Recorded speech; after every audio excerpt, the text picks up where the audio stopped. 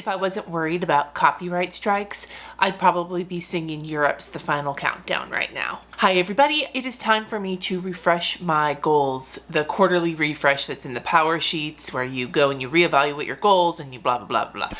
Normally I do this as part of my April goal setting situation, but I'm actually filming this much earlier in March and I'm just going to talk about refreshing my quarterly goals. There's so much going on in my life right now that I'd rather just get it done and get it out of the way. And I've got at least a couple of my goals pivoting because of my move. If you don't know about that, I'll talk a little bit more about it, but you can watch my March Powersheet setup to hear a little bit more about it. The big changes that are coming up are happening regardless of how well I do on my goals this month, so I'm just going to get it done so that when it comes time to really talk about April, I can hit the ground running. I am using my Cultivate What Matters Powersheets 2021 edition. This is the goal setting planner I have been using for a few years now, and I really love it. Normally, the other thing I do is that I do a lot of this work on camera and I kind of talk my way through it.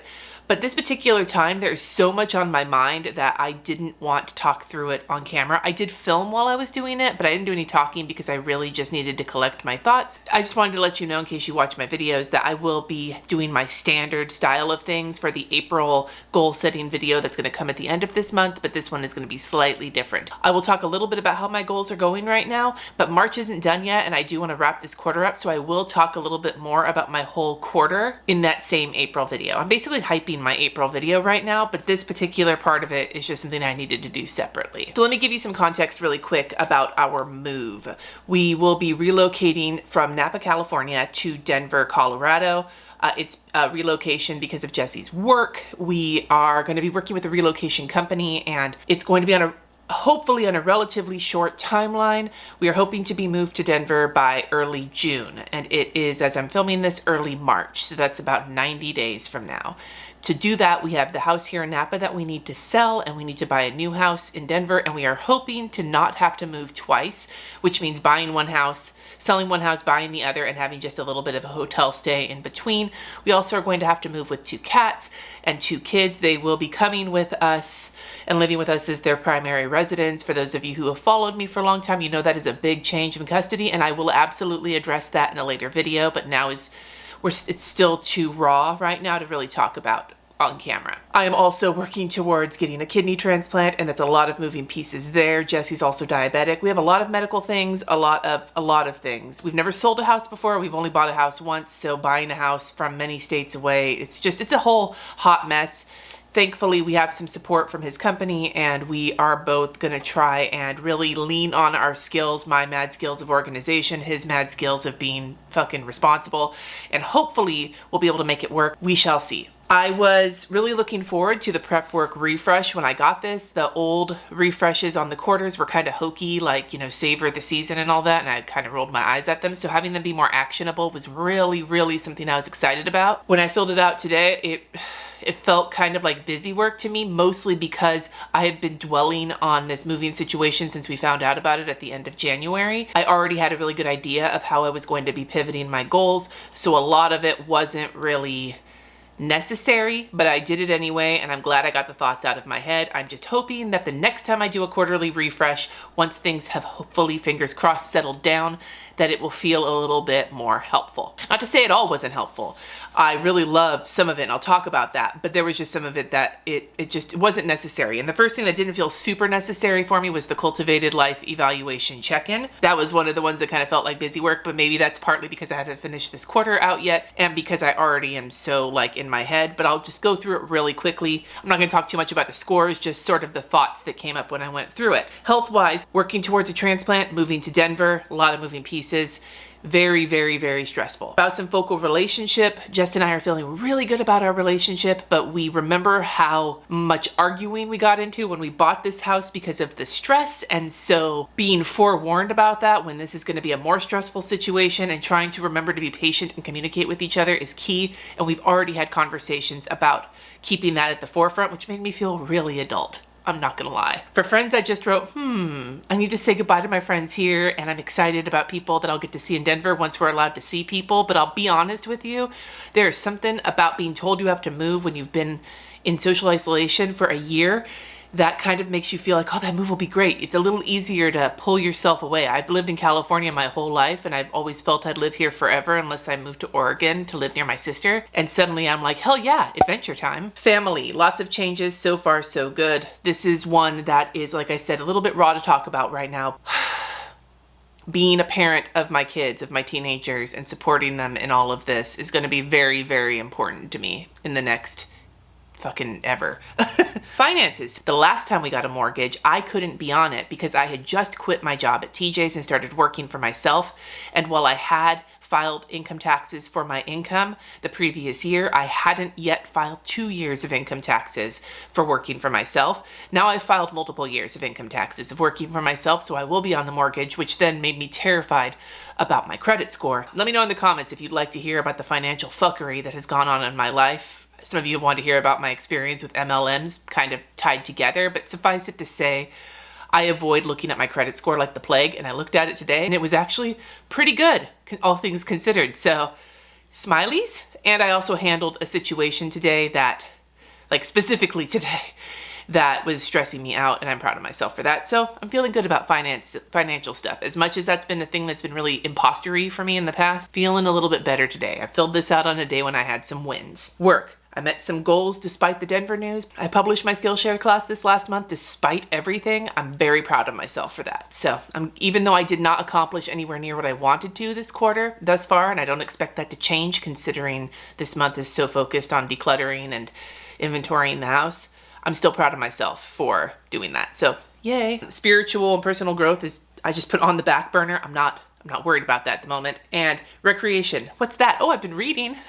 So going to the next page, it says try this at home, and it talks about time tracking for a week, which I'm kind of doing this week in my bullet journal, sort of. Batching my time and trying to keep track of whether or not I'm allowing the work I have to do for moving to dig into my work time. When you work for yourself, it's easy to cannibalize your working time to do some other things like cleaning up or around the house or whatever. And so I'm really trying not to do that. So I've already been doing that. So it feels pretty good. Then it says the prep work refresh. What am I saying yes to this quarter? Decluttering, packing, house hunting, moving, working so I can take time off, and communication. And what I'm saying no to is procrastination, excuses, and fear of inadequacy. The excuses thing was actually fascinating. We talked about that in a recent book club live stream. There's a difference between excuses and reasons, and if you're chronically ill, you might have a bad relationship with the word excuses because people will act like you have excuses for whether or not you're doing something when really you really can't do it. Being able to examine the difference between excuses and reasons for me as someone who's in a lot of pain currently is just a good reminder. And then it says keep moving forward. And this was the section I felt like wasn't really necessary. I realized that there actually was one goal that I really need to kind of pin down and just admit that it's going to be on the back burner for the next month, and that is my goal about setting up systems and sustainability in my business so that I can hire help. It's hard to create systems when you're moving. I am going to not worry too much about that, and my biggest goal is going to be to get moved and settled and then start working on that. It's the sustainability that I'm going to be thinking about, and we'll talk about that as I refresh my goals. I also put what might happen if you did move forward, what might happen if you didn't. I said, oh, fuck my life, because I don't want to prognosticate that far into the future at the moment. So my refreshed goals, and we're going to go over the action items for them as soon as we can. But when I look at them right now, I'm going to read through the ones that didn't change in their wording, that I might approach them differently, but I didn't change them because they are going to be the same, whether we're in Napa, whether we're in Denver, whether we have to move or not.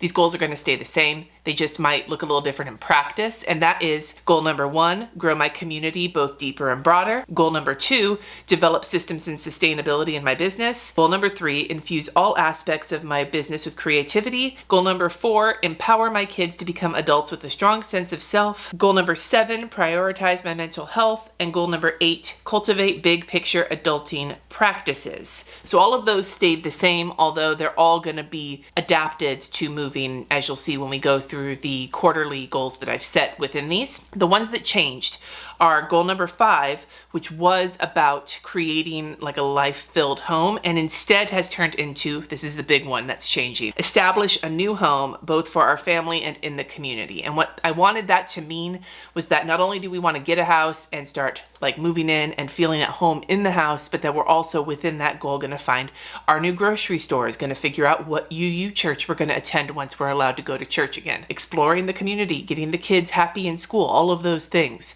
like putting down roots in the community once we get there. And the other goal that changed is my physical health one, and that's because when I was looking at it, I was originally just going to leave it about, maintaining my health, taking care of my health with restorative habits, but it occurred to me that what I really need to do this year now is to protect my health, because I tend to overdo it on a normal basis. When we're in this kind of a mode, this kind of intense mode, there's a high chance I am going to super overdo it, and that's just not good for me right now. So I really need to protect my health. So changing it to protecting my physical health with habits, which will continue, but other practices as well. I want to make sure that I am doing the little things to help maintain my health and the bigger picture things to keep the bigger things like transplant rolling. So those are the 2 big goals that changed.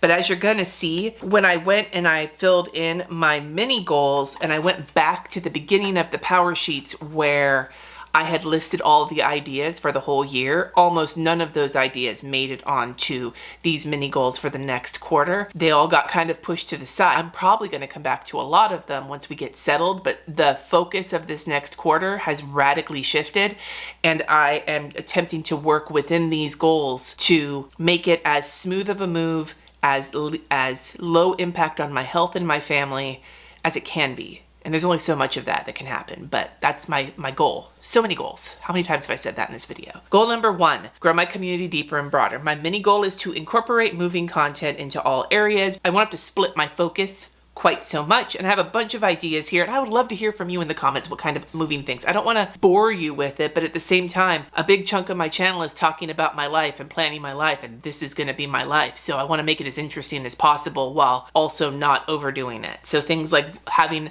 a vlog every day in a month, maybe not posting every day, but trying to like document it, thinking about that, creating a Planning a Move series, documenting the process on Instagram stories and Instagram. Designing my office is a fun thing to do with my patrons once I know where my office is going to be. Brainstorming my bujo and moving ideas, because there's already some things I'm thinking about doing, but I kind of want to like think through it a little bit more. Host giveaways of some of the shit I'm decluttering, and create a Goodbye California spread or spreads so that I can take pictures of some of the places here that I've been around since I was born. A lot of these action steps are not ones I might necessarily do. That's going to kind of develop. One of the things we're going to see with my work goals is that they're going to take a little bit of a step back to some of the other goals over the next 3 months. So this is not necessarily a must finish everything, but these are ways to do it kind of a situation. Goal number 2, the systems and sustainability goal, the one I want to put a pin in. The biggest thing I want to do under that header is take 3 weeks off of work to be able to move out of this house, to make the drive from California to Colorado, to move into the new house, to get unpacked in the new house, to get settled there as best as I can, to get my office rebuilt before I need to go back to work. I want to be able to do it comfortably. I like to have stuff still going on my channel and on my Patreon if at all possible. So that's the goal, the mini goal for this one. The list here is basically like a to-do list of scheduling stuff in advance, brainstorming what needs to happen, figuring out the Patreon stuff, replacing the live streams, getting the office set up. But that one's much more of a to-do list. And unlike the previous goal, this one is one I'm going to kind of have to get through. It's basically going to have to happen in tandem with the regular stuff. And that's going to be the big challenge for me work-wise this next quarter. So infuse all aspects of my business with creativity. This one is probably the weakest sauce of all the goals, because it's something that will probably happen if I do the other things, and that's to become a great vlogger. And then I put better vlogger than I am now. If I'm gonna be documenting my life through this process, I'd like to utilize it as a chance to get better. Not to buy a bunch of new equipment, I don't need any more stuff, but to just think a little bit more about it, get a little bit more in the habit of it.